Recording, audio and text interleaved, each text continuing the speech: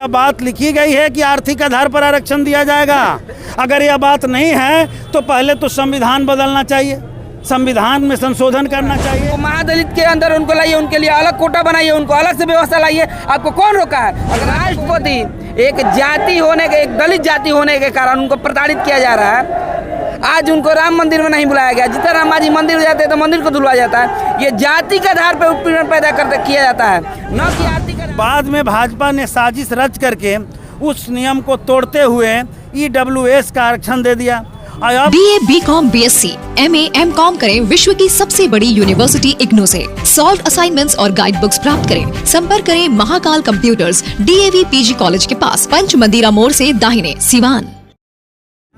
करोड़ों के संख्या में लोग सड़कों पर उतर करके भारत बंद को सफल किया है।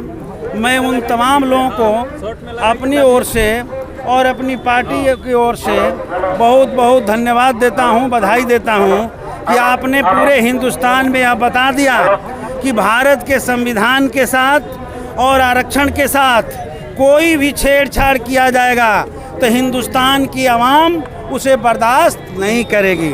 मैं कहना चाहता हूं कि पिछले कुछ दिन पहले भारत के माननीय सुप्रीम कोर्ट के ओर से जो फैसला आया, आरक्षण के भीतर आरक्षण की बात आई, क्रीमी लेयर की बात आई।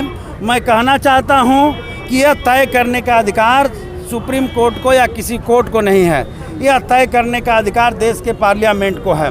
और इसलिए मैं माननीय न्यायालय से कहूँगा कि इस तरह के फैसले को वापस लें और देश की सरकार इस पर सर्वे कराकर जाँच कर ले।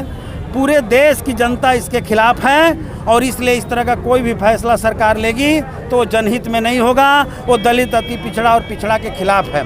दूसरी बात कि बाबा साहब अम्बेडकर ने जो संविधान में आरक्षण का प्रावधान किया था तो वो जो है सामाजिक स्थितियों पर खड़ा होकर के सामाजिक रूप से जो वंचित लोग हैं, पिछड़े लोग हैं, शोषित लोग हैं, उनके लिए आरक्षण का प्रावधान किया था। बाद में भाजपा ने साजिश रच करके उस नियम को तोड़ते हुए EWS का आरक्षण दे दिया। और अब जो आरक्षण प्राप्त है हमारे देश के दलितों को, पिछड़ों को, अति पिछड़ों को, उस आरक्षण को छीनने की ये साजिश हो रही है, आरक्षण के साथ छेड़छाड़ की जा रही है। मैं समझता हूँ ये संविधान के भावना के खिलाफ है और पूरे देश की जनता इसके खिलाफ खड़ी है, इसे बर्दाश्त नहीं करेगी। मैं मांग करता हूँ कि सरकार इस पर तत्काल विचार करे और आरक्षण में किसी तरह का छेड़छाड़ न करे। कोई भी इसमें क्रीमी लेयर या कोई भी जो है अलग श्रेणी की, अभी मैं समझता हूं कि बात लाना आरक्षण को ख़त्म करने का साजिश है। तो जो परिवार संपन्न हो गया है, क्रीमी लेयर है, करोड़ों लाखों रुपए है, तो उनको नहीं मिलेगा? जो उससे बढ़िया जो वंचित है देखिए, मिले। हमारा सवाल वहाँ नहीं है और मैं समझता हूँ कि इसमें संशोधन करने का अधिकार पार्लियामेंट को है। तो क्या ये पार्लियामेंट ने फैसला किया है जो जनता चुन करके भेजती है? एक तो फैसला ही जो है सुप्रीम कोर्ट ने, माननीय सुप्रीम कोर्ट ने दिया है, तो ये तय करने का अधिकार है। अगर संविधान में तय करने का अधिकार है तो फिर एक बात होगी। दूसरी बात मैं कहना चाहता हूँ कि आरक्षण में किसी तरह का छेड़छाड़ अभी अगर आप करते हैं तो इसके जरिए आपस में तोड़ना चाहते हैं। और हम लोग पहले ही कह चुके हैं कि भाजपा इस देश में बाबा साहब अम्बेडकर के संविधान को ख़त्म करना चाहती है और इसी के तहत पहले EWS को दिया जो संविधान के धारणा के खिलाफ था। अब कोई भी छेड़छाड़ होगा ये संविधान के धारणा के खिलाफ है और इसलिए संविधान की रक्षा करना हमारा कर्तव्य है और इसलिए हम लोग जो है उसके साथ खड़े हैं कि संविधान के तहत ही कोई काम होना चाहिए। एक सवाल और, EWS की बात आपने किया, फॉरवर्ड क्लास में जो गरीब हैं बेचारे अपने बच्चों को पढ़ा नहीं पाते हैं, तो सरकार ले आई तो कम से कम उनका भला मैं हो ये रहा है। बात तो कहना चाहता हूँ कि संविधान में बाबा साहब अम्बेडकर ने जो संविधान के तहत आरक्षण दिया है, संविधान लिखित है, उसमें क्या यह बात लिखी गई है कि आर्थिक आधार पर आरक्षण दिया जाएगा? अगर यह बात नहीं है तो पहले तो संविधान बदलना चाहिए, संविधान में संशोधन करना चाहिए। इसलिए मैं साफ कहना चाहता हूं कि ये संविधान के धारणा के साथ कोई भी छेड़छाड़ करने की जो भाजपाई साजिश चल रहा है, इसको रोकना है, ये रुकना चाहिए।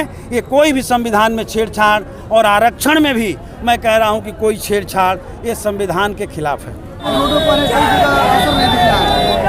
देखिए, जैसा कि आप जानते हैं कि भारत के संविधान में ये साफ तौर पे लिखा है, बाबा साहब भीमराव अंबेडकर ने जिस संविधान को लिखा उसमें साफ तौर पे ये लिखा है, जिसमें आर्टिकल 341 में आप देखेंगे कि संविधान में छेड़छाड़ करने का राष्ट्रपति और संसद में विधायिका पास कर किया जाता है।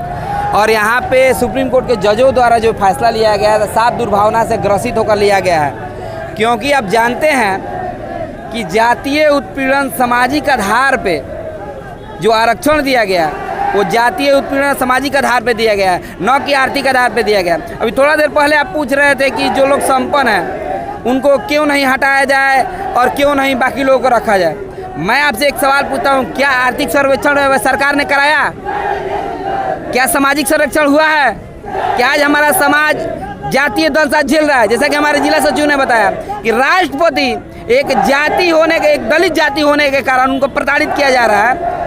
आज उनको राम मंदिर में नहीं बुलाया गया। जितना राम जी मंदिर में जाते हैं तो मंदिर को धुलवाया जाता है। ये जाति के आधार पर उत्पीड़न पैदा किया जाता है, न कि आर्थिक आधार पे।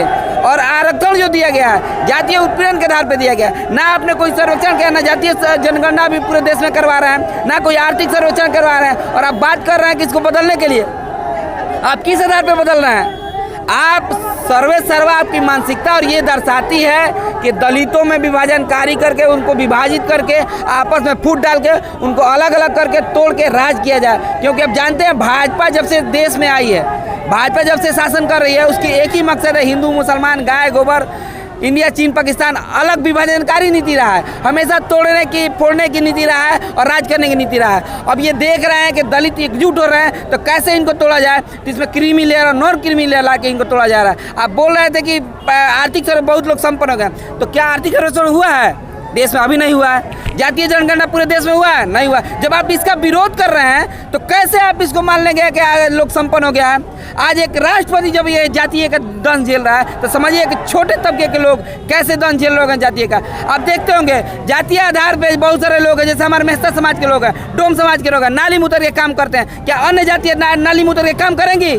नहीं करेंगी। आप दलितों के उत्थान की बात कर रहे हैं। ये जो नीतीश कुमार जो राज्य में शासन कर रहे हैं, चाहे देश में जो शासन कर रहे हैं, जितने भी हमारे सफाई कर्मचारी है उनका सही करना चाहिए। अगर इतना ही आप उनके बारे में सोच रहे हैं, दलितों के बारे में सोच रहे हैं, तो ये जो समाज नाली मुतर के कार्य कर रहे हैं उनके उत्थान के लिए सोचना चाहिए। लेकिन वो सरकार सोच नहीं रही, केवल इनको विभाजनकारी फूट डाल के राज करने के लिए, दलितों को अलग अलग विखंडित करने के लिए काम कर रही है। अगर वाकई ये सोचती, अगर आपको लग रहा है कि कुछ जातियाँ जो है जो काफ़ी कमज़ोर हैं उनको महादलित के अंदर उनको लाइए, उनके लिए अलग कोटा बनाइए, उनको अलग से व्यवस्था लाइए। आपको कौन रोका है? अगर आपको इतना ही चिंता है दलितों के बारे में, तो जो जाति है बहुत नीची जातियाँ हैं, चाहे आपको लग रहा है कि बहुत नीचे चले गए हैं, इनको अभी और सुधार की जरूरत है, उनके लिए स्पेशल कोटा बनाइए, उनको अलग से उसको उत्थान करने के लिए उसकी नीति बनाइए।